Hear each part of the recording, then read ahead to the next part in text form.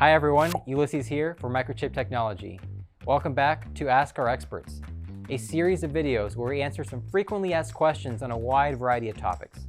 Today's topic is on secure elements, and to help answer our question, Todd Slack joins us again.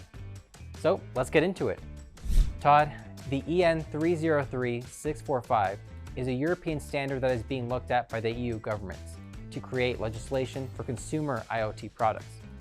Can you tell us the impact that it will have for our customers?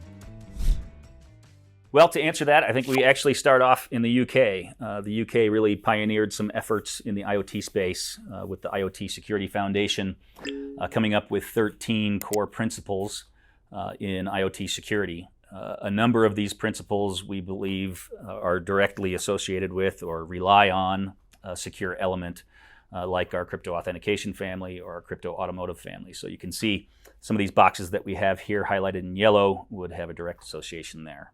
But overall, there are 13 principles, and they start with three core principles. The first one being no default passwords. That's very bad hygiene because hackers, if they know that, could connect to the network and then take over a device even with administrator rights. The second one is to have a vulnerability disclosure process, which Microchip has covered with our PCERT, Product Security Incident Response Team. This is available online so that outside sources can log into Microchip and submit vulnerabilities that they may have discovered. And then our PCERT team would review the submission, and if it is determined that actually this is a vulnerability, then we would go through a process to determine kind of what level of vulnerability is it, how severe is it. And then once we figure that out, the team would put together some response and review and documentation that ultimately we can make available to our customers either on the website or directly to customers in conversation who might be impacted by it. The third core component is to keep your software updated. So that ties into things like secure firmware upgrade, which has a clear tie-in to something like a secure element where keys are associated with signature verification of incoming encrypted firmware payloads before that firmware can be updated.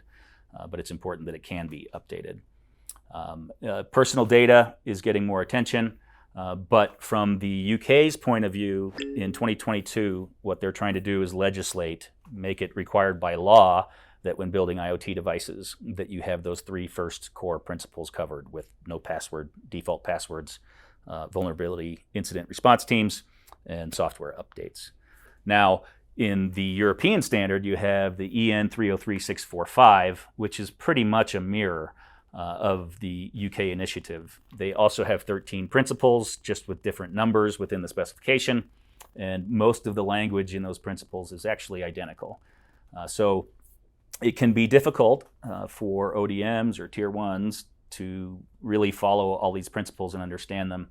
One of the things that Microchip has done to make that more simplified is we put together a blog, application note surrounding basically how you can categorize your risk assessment, how you can fix that or mitigate those risks with a secure element on each of the features that are listed in the specification. So we can make your life easier when trying to follow these standards in both the UK and Europe, and we certainly see them expanding around the globe as well.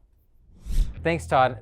For our viewers, if you would like to learn more, make sure to check out our Trust Platform webpage linked in the description below.